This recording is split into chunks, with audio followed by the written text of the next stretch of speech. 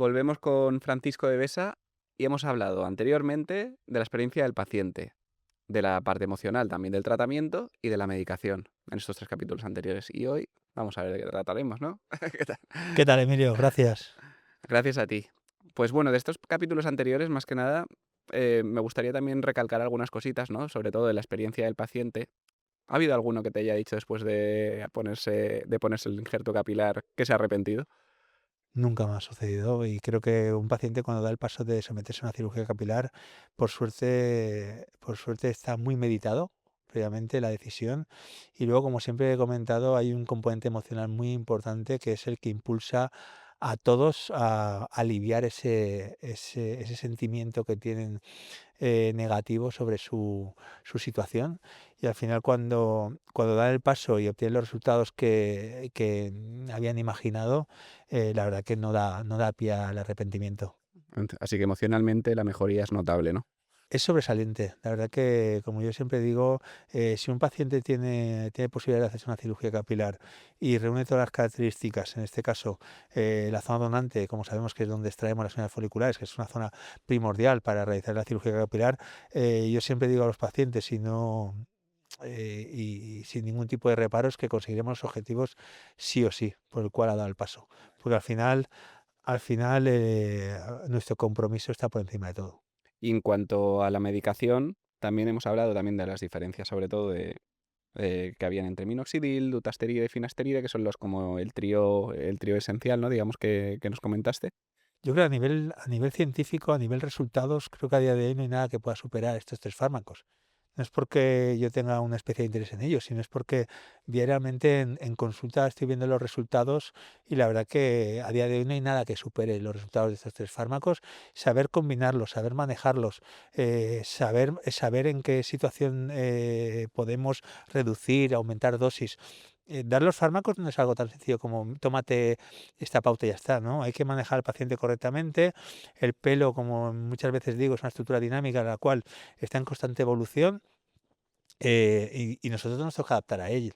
Nos adaptamos al pelo, pues con las revisiones, con los síntomas que va notando el paciente, con las mejoras, con los stops que tiene la evolución, y a raíz de ahí, pues vamos pautando la dosis progresivamente. ¿Para qué? Para siempre conseguir los máximos resultados y todo el beneficio que nos dan los fármacos, y sobre todo siempre mantenernos en una zona de seguridad. ¿Qué significa?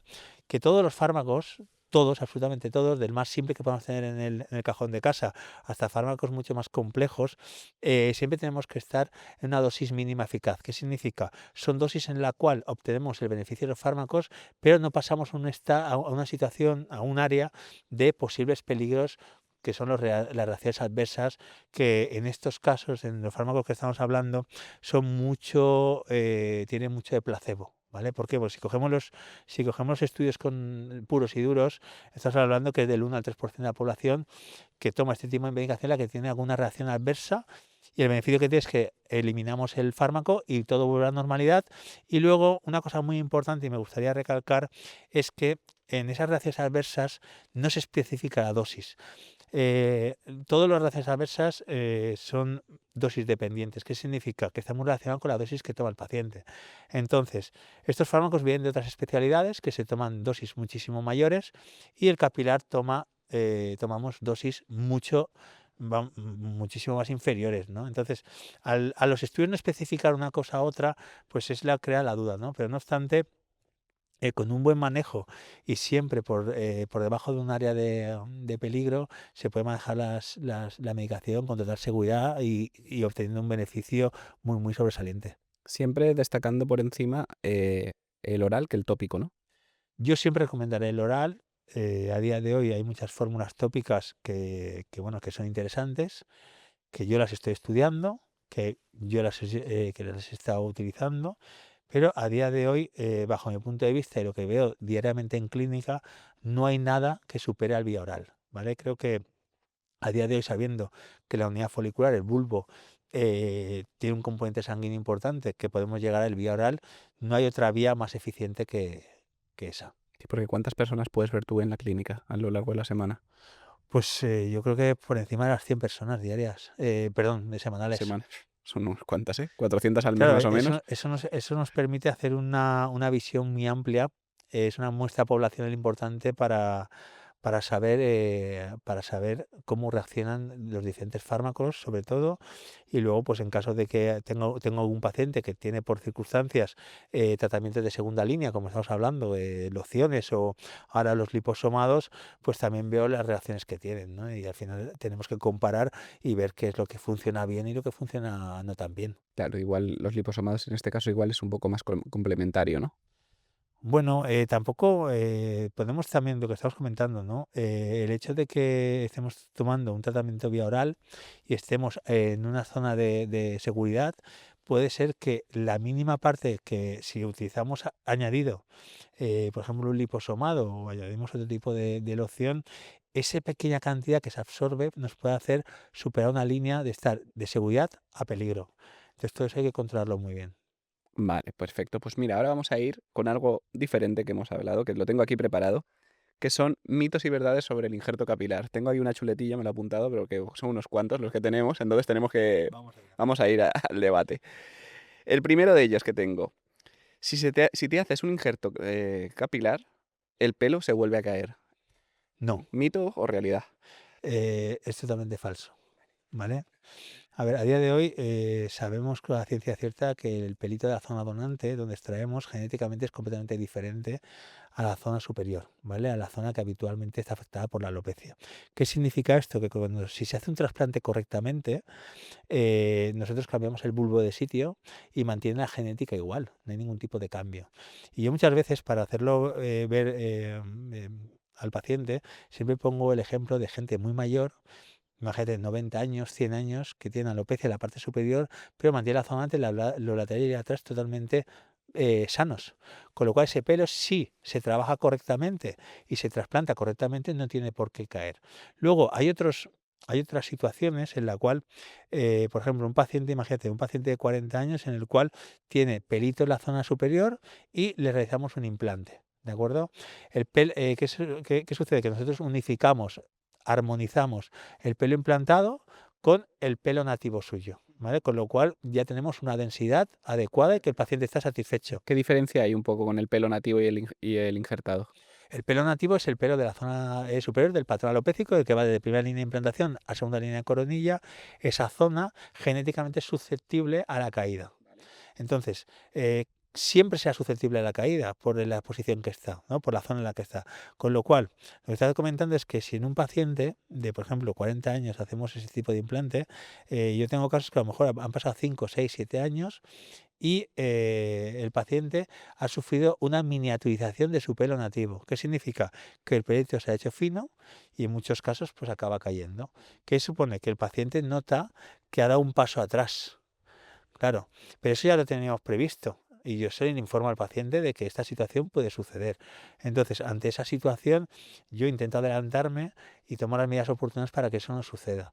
Pero eso muchas veces da pie a pensar que el implante se ha caído y el pelo implantado no se ha caído el pelo nativo.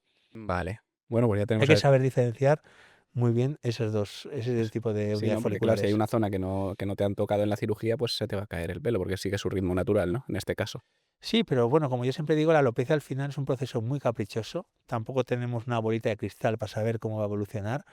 Hay muchos conceptos teóricos que luego en clínica no se ven. Yo tengo la obligación de decirlos, pero lo más importante es estar atentos y a la mínima por darle una solución. Vale. Bueno, pues vamos al segundo. El injerto capilar duele muchísimo. Bueno, nuestra experiencia no es esa. A ver, nuestra experiencia es que manejando correctamente la farmacología, la anestesia, la sedación, el paciente si quiere la clínica, el paciente no tiene por qué notar ningún tipo de molestia ni dolor, ¿no? Utilizando las herramientas adecuadas e invirtiendo, no tiene por qué. A día de hoy creo que la tecnología farmacológica, como repito, la anestesia y la sedación no tiene por qué doler. A ver, son unos pinchacitos a priori que puede ser más sensibles en alguna zona, pero en nuestro caso, nuestros pacientes se van a casa por su propio pie, sin dolor, no tienen que llevar una pauta de analgesia a posteriori, como mucho un analgésico como el paracetamol muy suave para más que nada para calmar una situación de confort, ¿no? Como puede ser una sensación de pesadez, tirantez, palpitaciones. evidentemente porque se ha trabajado la zona, ¿no? Pero dolor como tal no experimentan. Vale, igual la parte más molesta, ¿cuál puede ser? ¿Puede ser anestesia o en sí? Bueno, los primeros pinchacitos a lo mejor en la zona donante, porque empezamos con la extracción, puede dar pie a que sea un poquito molesta, pero es muy llevadera. Al final son unos segundos que no, que eso es como, yo siempre pongo el símil de la anestesia que del dentista, ¿no? Un empaste es un pinchacito, se duerme y el paciente ya no nota más dolor durante toda la cirugía.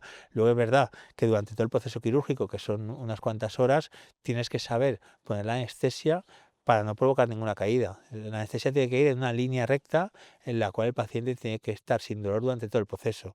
De nada sirve poner una gran cantidad de anestesia al principio porque conforme se introduce en el paciente se metaboliza y se elimina. Entonces, todo eso hay que saber manejarlo para que al final el paciente pase la cirugía sin dolor, sin molestias, se vaya a su casa por su propio pie y la experiencia del paciente ha sido satisfactoria. Vale, podemos decir que molesta, pero que no duele muchísimo, ¿no? Por el Es resumen. que molesta los primeros pinchacitos y es Y que ya ya luego está. ya no molesta nada. Pues entonces, otra más. Vamos a la tercera. Esto todo quiero decir que él no sabe nada de lo que le estoy preguntando, ¿eh? Esto viene, esto viene todo así al aire. Nunca preparamos nada. Exacto, pero bueno, yo me lo preparo y así, yo le estoy poniendo a prueba. En Turquía siempre queda mejor. ¿Mito o realidad? Yo creo que es totalmente falso, ¿no? Yo creo que al final Turquía, como otros países que sigan hacer otras cosas, lo único que han hecho es estimular a la población mundial que vayan porque el precio es extremadamente bajo y la calidad es extremadamente baja. Y luego tenemos que decir y puntualizar que y a lo mejor es un poquito eh, duro lo que voy a decir, pero las personas que hacen la cirugía capilar no son sanitarios. Entonces todo eso conlleva en fin, atraiga una serie de población que es únicamente ven el coste, ¿no? A día de hoy, es verdad que hace 10 años había mucha diferencia de coste y podía entenderlo, ¿no? Pero a día de hoy creo que en España tenemos una cirugía capilar de muchísima calidad y ya no solamente la cirugía capilar el día de la cirugía, luego es el posoperatorio, ¿no? El posoperatorio es importantísimo, saber manejar al paciente, el paciente va a pasar por una serie de fases en la cual va a tener inquietud, va a tener temores, porque sabemos el shock loss, los primeros 3 meses el pellito se cae, luego vuelve a crecer, y es una situación que tenemos que acompañar al paciente hasta el final. Pero para nada, luego, evidentemente, esos costes tan bajos que puede ofrecer, en este caso Turquía, hace que el material quirúrgico sea de muy baja calidad y no estén a la vanguardia de lo que es ahora la cirugía capilar, evidentemente. ¿Eso cómo se va a manejar? En que los resultados no son buenos. Por ejemplo, una cirugía capilar satisfactoria, el paciente va a obtener los resultados y sobre todo, más importante es que su entorno no se va a dar cuenta que se ha hecho cirugía capilar. Eso es muy importante, que sea natural y que sea de calidad. Y eso solamente se consigue con material de primera. Vale, entonces igual escatiman un poco en eso y luego me llama la atención lo que digas que no son sanitarios todas las personas que intervienen en la cirugía en Pues estos mira, hay una países. gran cantidad, no voy a generalizar, pero hay una gran cantidad que se dedicaban al sector del textil, que el gobierno de Turquía los ha incorporado a hacer cirugía capilar. Entonces, bien, no puedo decir nada contra eso, únicamente como médico me parece totalmente fuera de lugar y no debería de estar.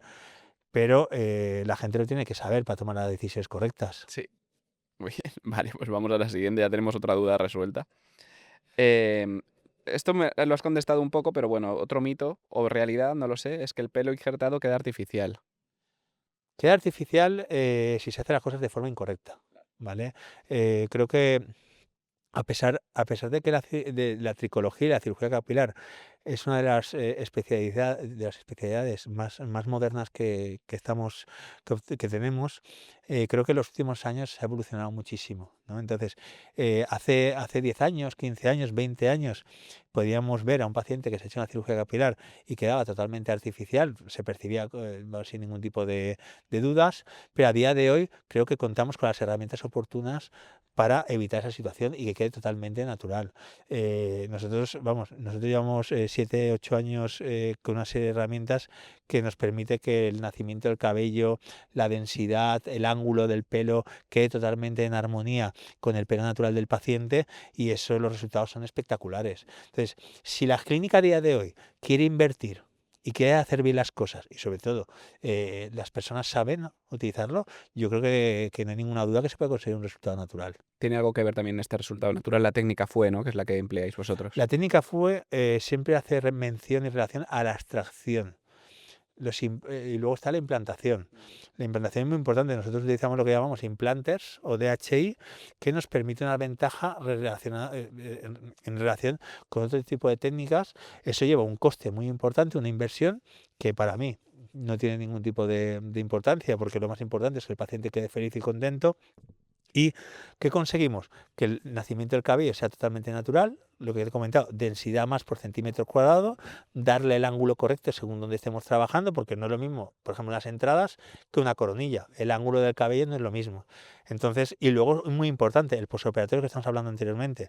Con los implantes, el posoperatorio, la inflamación no se activa prácticamente nada, con lo cual el posoperatorio va a ser mucho más satisfactorio para el paciente. Todos son ventajas. Vale, pues entonces lo tenemos.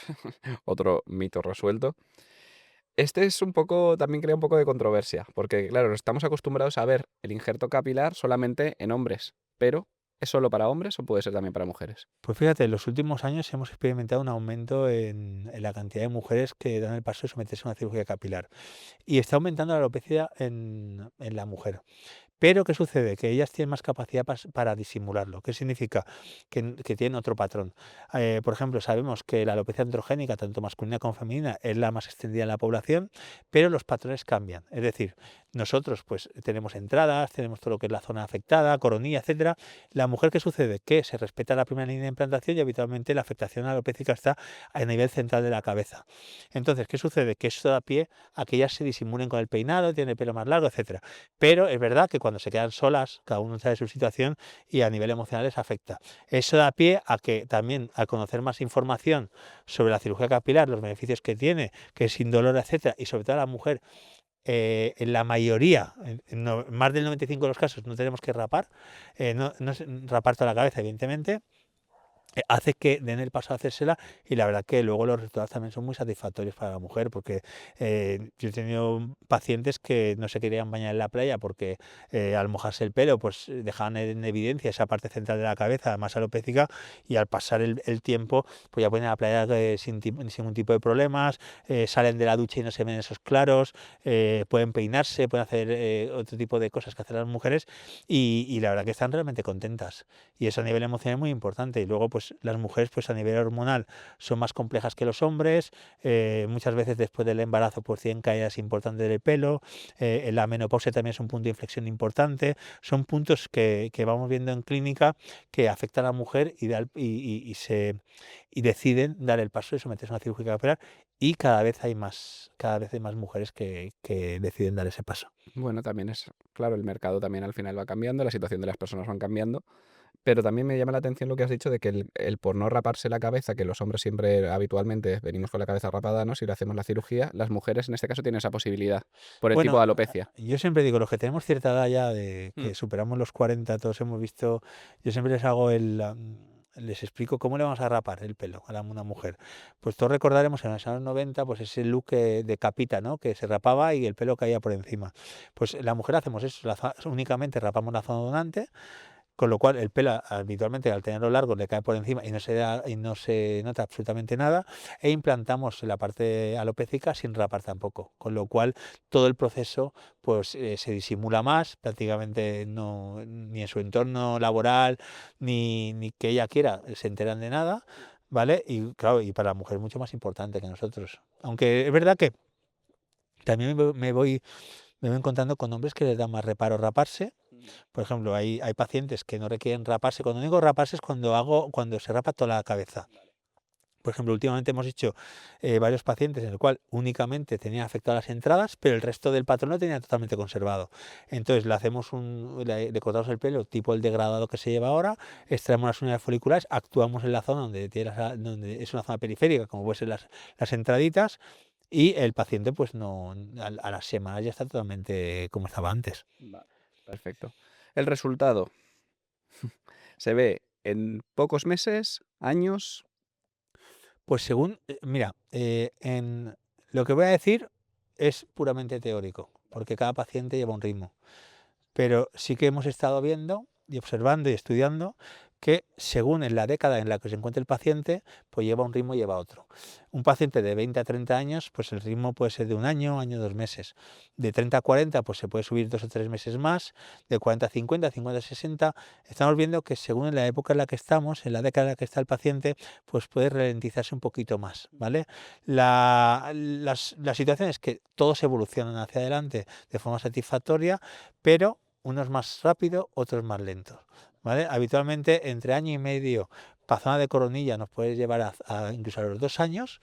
Eso no significa que hasta ese tiempo el paciente no tenga pelo, ni muchísimo menos. A partir de los 6-7 meses ya se nota de forma importante y a partir de ahí pues empieza una maduración también un poquito más acelerada, ¿de acuerdo? Entonces, por eso yo llevo al paciente en la evolución durante 2 años, incluso a veces más, hasta que no conseguimos que está todo maduro y está todo correctamente, no se le da el alta al paciente. Vale, depende entonces de esto, de Sí, esta pero situación. al Pero final todo lo que he comentado es teórico porque luego al final cada paciente va a un ritmo personal.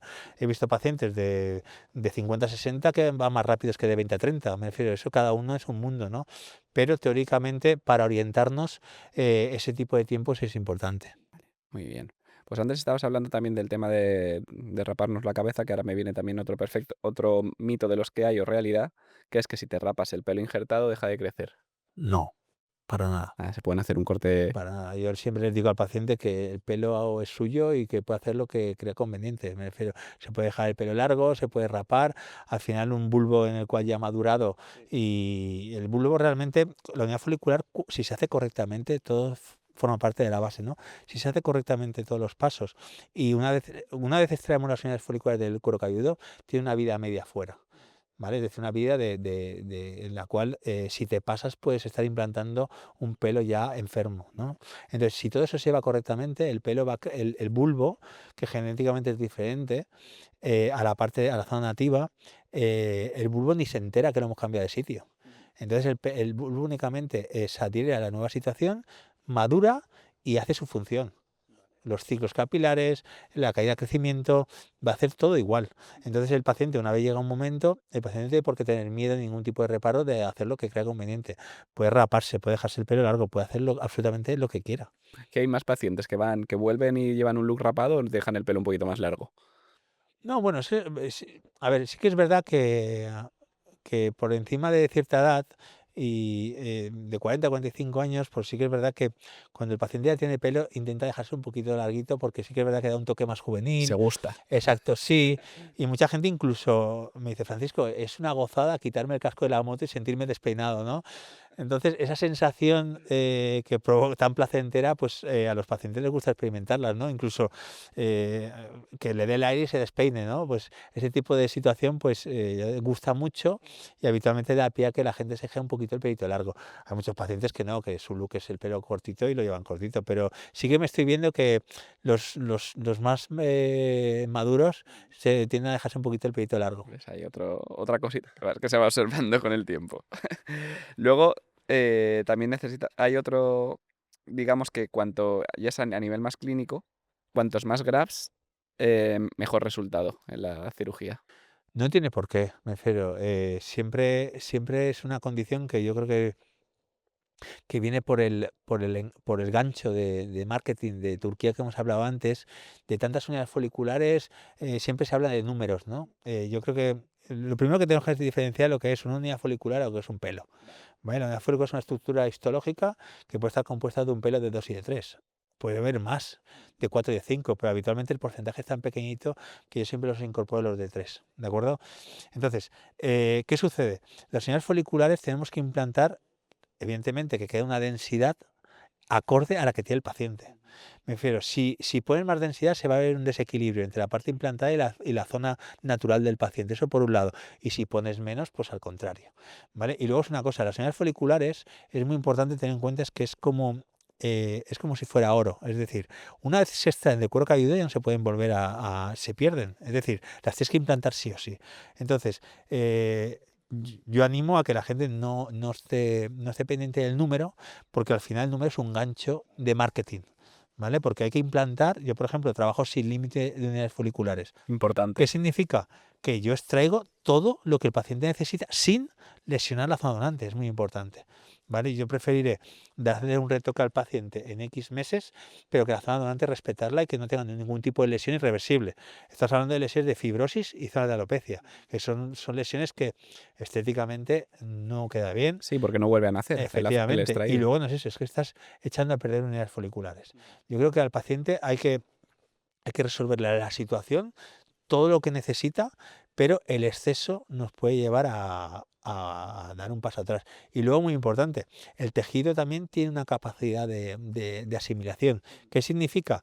Que no por poner más por centímetro cuadrado va a crecer más. Es decir, al final tenemos que tener en cuenta con la vascularización. Es igual, para que se entienda, no es lo mismo que en una fuente beban 10 personas que en una fuente beban 100 personas. No es lo mismo. Entonces tenemos que abastecer las unidades folículas que implantamos de forma correcta. Vale, entonces, bueno, es muy delicado el cuidado y hay que tenerlo. Además, me dijiste también que es un poco rápido, ¿no? El trabajo en este caso, porque tenemos que ir.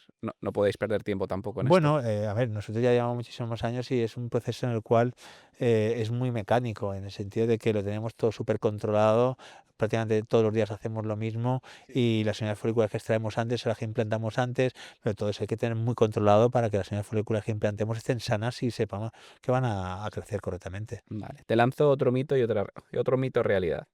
Lo tengo por aquí. El injerto capilar dura siempre sin mantenimiento. A ver, las unidades foliculares, como he dicho antes, todo se basa en la genética. Las unidades foliculares de la zona donante son para toda la vida, ¿vale? Y nosotros hemos hecho pacientes de segunda cirugía que se han hecho una cirugía hace 30 años eh, y las unidades foliculares están implantadas correctamente. No eran naturales, como hemos dicho antes, porque eran otras técnicas, pero estaban puestas, ¿vale? Y estaban cayendo, creciendo correctamente. Entonces, genéticamente es diferente. Entonces, el pelo implantado, si todas las fases se llevan correctamente, no hay ningún tipo de problema. El pelo crece como si fuera su zona natural y no tiene por qué caer. Si en este caso, si hubiera un caso que cayese o se viera afectado, es porque hay una patología detrás que está afectando. Entonces, habitualmente, si sucede ese tipo de cosas, el paciente lo que menos le importa es el pelo, Sí, porque porque ya está en detrás otra va a haber fase. una enfermedad importante. Pero si todo surge correctamente, no tiene por qué haber ningún problema. Otro más. Vamos a... Em, hacerte un injerto capilar te obliga a tomar medicación de forma diaria durante toda tu vida. No es correcto, Vale. ¿vale? Hay que analizar y estudiar al paciente. Cada paciente es único en el sentido de que tiene una situación específica, tiene zonas que pueden estar respetadas combinadas con zonas de alopecia. Según el paciente, yo le pauto dentro de la medicación que hemos hablado una cosa u otra para mejorar la situación. Por ejemplo, te pondré un caso extremo. Un paciente que tiene un patrón totalmente alopécico y tenemos que abordarlo en varias cirugías, las unidades foliculares que vamos a implantar, como hemos comentado, de la zona donante genéticamente son diferentes. Los fármacos que hemos comentado anteriormente no hacen efecto en zona donante.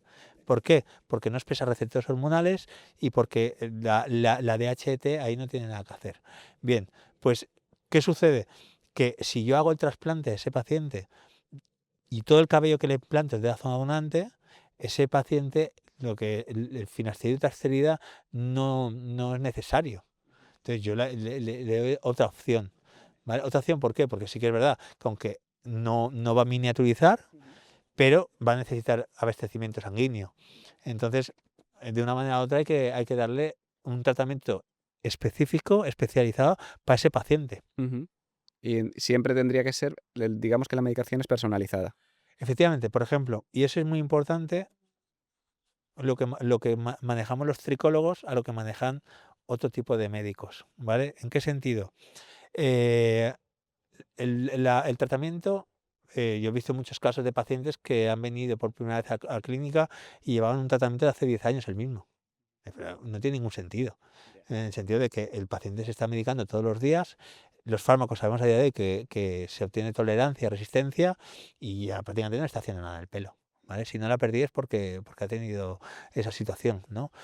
Pero por ejemplo, yo llevo muchos pacientes que evidentemente son reacios a tomar medicación y lo entiendo perfectamente. Entonces, estamos en un proceso en el cual hay una mejora. Vale, hemos mejorado. Retiramos fármacos y a la mínima incorporamos. Y según la afectación o el grado de afectación, pues incorporo unos u otros. ¿Para qué? Para ir doblegando la curva, ¿vale?, de la situación hasta mantener un equilibrio. Entonces, de esa manera me aseguro de que el paciente pues tampoco se agobia de llevar una medicación siempre, ¿vale? Y luego de que el tratamiento le hace efecto, porque pues, no por tomar más tratamiento te va a hacer más efecto. Entonces, son ideas que tenemos preconcebidas que no se ciñen a la Vamos, que realidad. la cantidad de medicación tampoco va relacionada con que te salga más pelo. Efectivamente, pero luego hay una idea generalizada de que no, es que es para toda la vida. Yo siempre digo al paciente, para toda la vida no hay nada. Si se manejan bien las cosas, podemos ir oscilando, podemos ir suspendiendo, añadiendo, activando, desactivando, quitando, poniendo, según la situación en la que se encuentre el paciente. ¿Para qué? Porque, a ver, al final son fármacos, como he dicho, muy seguros, pero no dejan de ser drogas, ¿no? Y cuanto menos tomemos, mejor en general. Entonces, yo creo que es muy importante manejar al paciente de esa manera. Y sobre todo es muy importante porque al final, si pretendemos que esto sea a largo plazo, de nada nos sirve agobiar al paciente con fármacos y que el paciente al final los suspenda, los demonice y no quiera ni verlos. Porque al final, ¿qué sucede? Que con las pocas herramientas científicamente que tenemos, si las demonizamos y las dejamos de lado, ya no tenemos más. Porque la mayoría de cosas que es para capilar es todo mentira. Más del 95% de los tratamientos que hay. Con lo cual, lo poquito que tenemos, sabemos que tenemos que saber manejarlos y tenemos que ofrecer al paciente las mejores oportunidades. Bueno, vamos al siguiente. Ahora, después del injerto capilar, ¿se puede hacer vida normal? Totalmente. Vale, bien. Ahí. Además, Este está bien, ¿no? Este mito está bien establecido, es decir. totalmente. Además, yo les animo a los pacientes que hagan vida normal.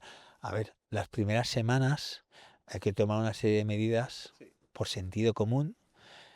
Son muy llevaderas, que el paciente pues tiene que tomar un poquito más de atención a esas cosas, evidentemente, ¿no? Como cualquier proceso postquirúrgico, aunque sea una cirugía menor, no invasiva, todo lo que queramos.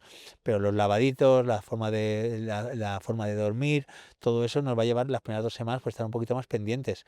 Pero ya una vez superado las 3 semanas, un mes, yo siempre digo al paciente que haga vida totalmente normal, porque si no, no sabremos si funciona o no. Tal cual. Entonces, claro, si te haces una cosa para no tener una vida normal, pues no creo que sea lo más oportuno. Entonces, se puede hacer vida normal perfectamente. Pueden hacer deporte, pueden andar, pueden bañarse, pueden hacer lo que hacían habitualmente sin ningún tipo de problemas. Nada, vuelven a su vida, se hacen la cirugía con un poco de... y siempre con cuidado en la zona, pero volver a su vida normal. Efectivamente. Ya está. Perfecto. Luego hay otro también que también es alguna duda que está bastante extendida, que el pelo injertado crece diferente a tu pelo nativo.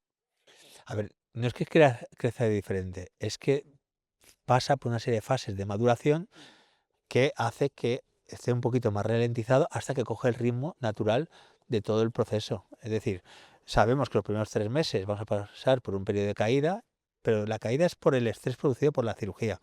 Es decir, yo siempre pongo el símil con los bebés. Cuando nace un bebé y pasa por el canal del parto, el pelito se le cae. En muchos casos, en otros casos no. ¿Qué sucede? Que es lo que se llama efluvio, que es un estrés producido por la situación en la cual se manifiesta porque el pelito se cae. El bulbo permanece dentro y luego crece. Pasa de un estadio primario a un estadio de maduración. Pues esa situación la vemos en la postcirugía, que nos dura, en vez de los bebés son un mes, mes y poco, nosotros vamos a 3 meses y medio, en la cual pasamos por esa fase y luego crece. Cuando ya tenemos, normalmente a partir del 7º, 8º mes, 9º mes, ya se va unificando todo. Y luego, cuando ya es la maduración completa del cabello implantado, coge el mismo ritmo que su pelo nativo. Con lo cual se unifica todo va a la par. Es decir, el crecimiento, los ciclos capilares, las caídas estacionales, es todo ya totalmente dentro de la normalidad del pelo. Cuestión de tiempo que se asiente y que vaya todo Es normal. cuestión de maduración. Entonces es cuestión de que pasen este tipo de fases, que es verdad que a día de hoy no tenemos ningún fármaco, ningún tipo de medida para saltar esa situación, hay que pasarla sí o sí. Por eso anteriormente decía que es muy importante acompañar al paciente porque va a pasar por una serie de fases en la cual puede sentir inquietud y temor y venirse un poquito abajo. Entonces hay que estar con el paciente, apoyándolo, diciéndole la situación cómo está para que supere esa etapa sin ningún tipo de problemas. Pero se da en muchísimos casos de que el paciente, a pesar de tener un familiar cercano, incluso un hermano, el vecino, el compañero de trabajo, que ha pasado por la misma situación, cuando el paciente se mira en el espejo y ve que se le cae el pelito, por ejemplo, y le cuesta esa maduración, pues evidentemente se viene un poquito abajo y por eso tenemos que estar nosotros para acompañarlo. Claro, porque hasta que no lo vives, ¿no? No sabes realmente Efectivamente, además, cómo es. tenemos una mala idea, los seres humanos, de pensar que somos los únicos del planeta que nos va a suceder lo malo. Entonces, el paciente muchas veces piensa que es el único paciente que no le va a crecer el pelo, y no es así para nada. Tengo el último. ¿El pelo implantado se vuelve a caer?